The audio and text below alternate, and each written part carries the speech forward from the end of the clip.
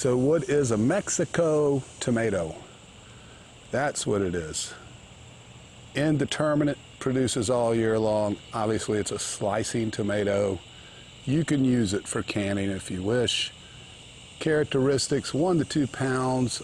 Actually, they can get up to 2.5 pounds. These things are large. They're meaty, they're juicy. You can can with it, obviously, but this is a fantastic slicing tomato. You'll notice these ridges here.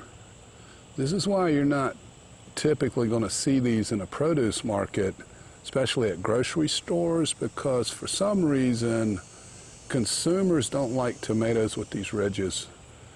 That's what I read. I'm not a marketing professor, but when I read that, I thought, yeah, you do rarely see tomatoes that have ridges like this. It's a really interesting tomato. Do I recommend growing this? Absolutely. At least one. It's probably all you need, maybe 2. But it's a fantastic slicing tomato.